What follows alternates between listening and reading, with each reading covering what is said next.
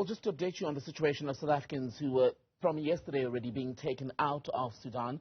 We understand now that 2 buses, according to Clayson Munyala from the International Relations Department, have arrived at the border with Egypt. That was as of about 8 hours ago, where these South Africans were supposed to then be received by the South African embassy in Egypt, and then they will then facilitate their entry into that country. Let's talk more about the complication that comes with trying to move civilians out of an active conflict zone. Bring in Willem Els, who's with the Institute for Security Studies. Willem, a very good evening to you. Grateful for your time. There was a level of frustration and even impatience, if you will, with the rate at which countries like South Africa were getting people out of Sudan as fighting was raging. But as we've now come to learn, it's not an easy process, even though it is so urgent. Good evening, Temekile. Yes, indeed, it is a very complicated, dangerous and volatile situation that you have under these circumstances. And you see the problem that these countries mainly face is that when your people, South Africans, for instance, move into Khartoum and they go and work there, they work in private sector, so they've got various contracts and so on, they do not report to Foreign Affairs and inform them that they are in the country. So when something happened, like what happened 2 weeks ago, they do not have a list of names of exactly how many South Africans are in the country, and that makes it extremely difficult for them to plan and to also execute evacuation, because they simply do not know how many people to plan for. And let's talk about the communication problem, because it's one thing to not have a clear idea based on records that are being kept of how many of your nationals are in an active conflict zone at a time. But in Sudan, there also emerged a problem with electricity supply. Internet services were also intermittent, which adds to the complication, right? That is correct. You know, one of the first things, if you've got a coup d'etat like that, or similar situation, the communications are seized. So your cell phone towers are switched off. They normally take custody of your cell phone providers, service providers, and they control the airwaves and also, for that matter, the internet. So we found that immediately after the hostility started, they started to cut that. And I've just been in contact with someone who we have been assisting to actually evacuate 2 South Africans that they didn't know about, and we got to know about them. And they actually just informed us that they are about 50 kilometers from Port Sudan on a bus where they will be helped by other countries and also some South African organizations that are helping there. So you see, it's a problem. It's a problem of communication. It's a problem of your basic services that are just not there.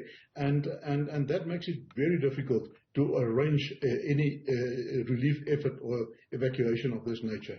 You've been able to speak to someone who's trying to get out via the Port Sudan route. It's one of the more popular ones. People are taking that route. Others hoping to get into Chad, for example, into Egypt as well. What are they telling you about how perilous the journey is at the moment? Well, it was very difficult for them, because they were actually supposed to be on the bus yesterday morning, and they actually missed the bus, and that is a bus that you don't want to miss under any circumstances, because of all the numerous checkpoints that were set up in the city for them to reach the compound where the bus was departing from. So they missed the bus, and so we advised them to stay put, and some other South Africans also gathered with them, and then we were in contact with the people in Port Sudan, and also with them through their middleman that is in Entebbe at the moment. And they were on the bus this morning, and he just about 15 minutes ago sent me a WhatsApp. He said that he just wanted to report that the guys are safe. They are 50 kilometers out from Port Sudan, and they expect to be assisted there.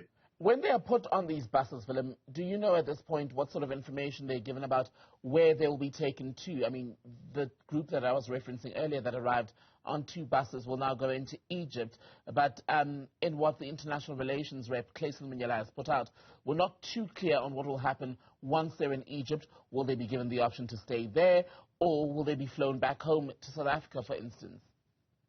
Yeah, fortunately in Egypt, where South Africa has got some representativity with our embassy there, and I believe that they will play a major role in coordinating the arrival of South Africans there. But also you must just understand, when people do leave in a hurry like this, many of them travel now without, or they lost their travel documents. So there will be a huge stock for them to verify and also to supply these people with emergency travel documents in order to reach South Africa. So this is a very volatile situation, but also the people that were on the bus, they only were informed that they are going to Port Sudan. What was going to happen, what they could expect there, they were not informed. We were able to inform them via the middleman in Entebbe who to look for and who will assist them in Port Sudan, where they then will be ferried on vessels. They will be on boats shipped out either to Egypt or to Djibouti.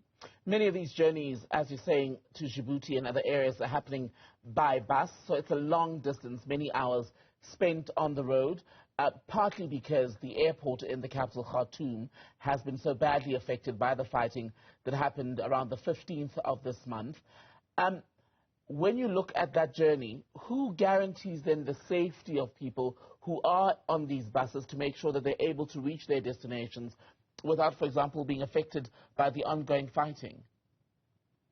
Unfortunately, according to our information, there's no safeguarding and also there's no escort, military escort for them. So these buses are just driving with their people and they are making use of the 72-hour window of opportunity where there's a so-called ceasefire, but we also heard that there were several breaches of the ceasefire, and that is just a chance that they have to take, because we received several reports about foreigners in Sudan that came under attack in Khartoum, but also your challenge that you have en route to Port Sudan and also to the north, to Egypt, is that many of the areas, one area that is severely affected by the fighting is the Meru area. Now, the Meru area is where you've got the Meru gold mine that came under attack, and that's also became a stronghold of the RSF.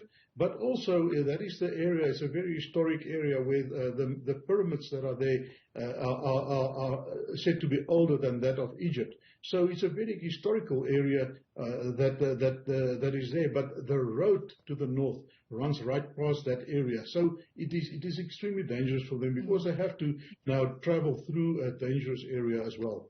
And it was the French convoy, I think, that came under fire while trying to evacuate French citizens either on Sunday or early hours of Monday morning.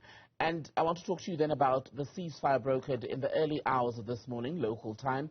An American-led effort, basically. The Secretary of State, Antony Blinken, talking about that and confirming some of the detail firsthand. What should we make of the fact that it is the Americans who seem to have taken, if you will, a leadership role in trying to bring about some level of stability in Sudan at the moment? We've been active in Sudan for several years now through our institute, but we also found that the Americans, even through the sanction years, they maintained a very strong presence there, where they were trying to push and also to support. So they have got a lot of capacity there, but also the British have got a very strong capacity there. And we also saw that they sent in their special forces over the weekend. Because they could not make use of the international airport in Khartoum. For those who don't know, the airport is almost in the center of the city, and it came under attack. And right next to the runway of the main runway of the airport is the compound of the former president al-Bashir that also came under attack. So that area was just a no-go. There was a passenger plane that was hit and it burnt. So that airport was closed. But about 20 kilometers north of Khartoum is a military airport that is still under control of the government forces. And we believe that they made use of those facilities. Willem Els, good to speak to you. Thank you so much with the Institute for Security Studies.